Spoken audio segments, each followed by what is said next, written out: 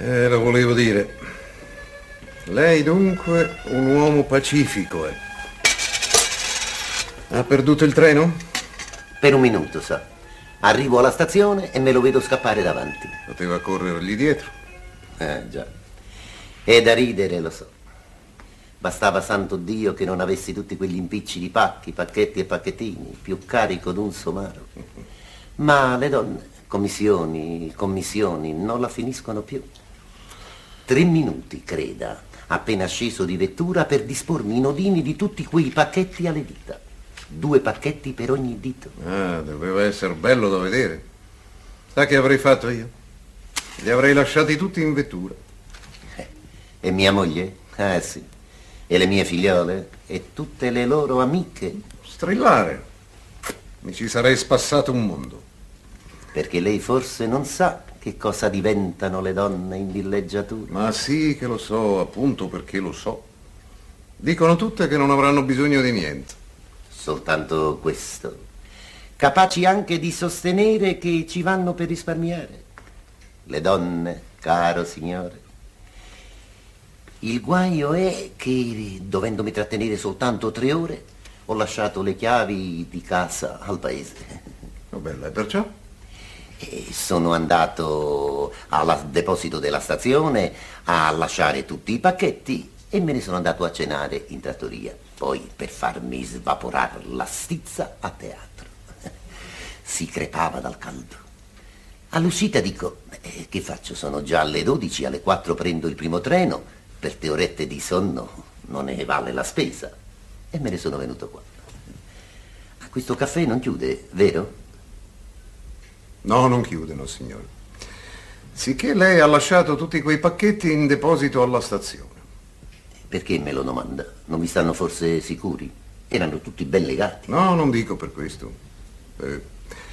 Ben legati, immagino. Con quell'arte speciale che mettono i giovani di negozio nell'involtare la roba venduta. Che mani. Un bel foglio di carta doppia, rossa, levigata, che è per se stessa un piacere guardarla. Così liscia che uno ci metterebbe volentieri la faccia per sentirne la fresca carezza. La stendono sul banco, poi con un garbo disinvolto vi collocano su in mezzo la stoffa lieve, ben piegata. Levano prima da sotto col dorso della mano un lembo, poi da sopra ripiegano l'altro e ci fanno anche con svelta grazia una rimboccaturina, come un di più, per amore dell'arte. Cacciano sotto le 2 punte, ripiegano a triangolo, allungano una mano alla scatola dello spago, tirano quel tanto che basta per legare l'involto e legano così rapidamente che lei non ha neanche il tempo di ammirare la loro bravura e già si vede presentare il pacco col cappio pronto a infilarvi il dito. Si vede che lei ha prestato molta attenzione ai giovani di negozio. Io? Giornate intere ci passo. Sono capace di starmene anche un'ora davanti alla vetrina di una bottega ad ammirare la bravura dei giovani di negozio. Mi ci dimentico.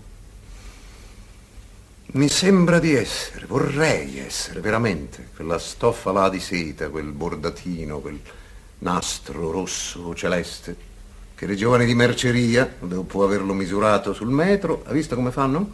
Se lo raccolgono a numero 8, intorno al pollice e al mignolo della mano sinistra, prima di involtarlo.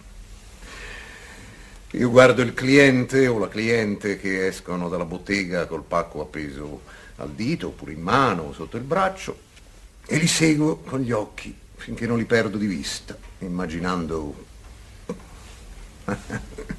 le cose che immagino. Lei non può neanche figurarselo.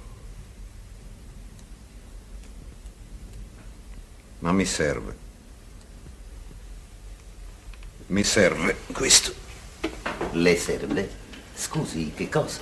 Attaccarmi così con l'immaginazione alla vita come un rampicante intorno alle sbarre di una cancellata. Non lasciarla mai posare un momento l'immaginazione, aderire con essa continuamente alla vita degli altri. Ma mica della gente che conosco, no. Oh, quella non potrei, ne provo Un fastidio, se sapesse, una nausea. No, la vita degli estranei, intorno ai quali la mia immaginazione può lavorare liberamente, ma non a capriccio, badi, anzi, tenendo conto delle minime apparenze scoperte in questo o in quello. E sapesse quanto e come lavoro, fino a che punto riesco ad addentrarmi. Io vedo la casa di questo, di quello, ci vivo, mi ci sento proprio, fino ad avvertire, sa, quel particolare alito che cova in ogni casa, nella sua, nella mia, ma nella nostra noi non l'avvertiamo più, perché è l'alito stesso della nostra vita. Mi spiego?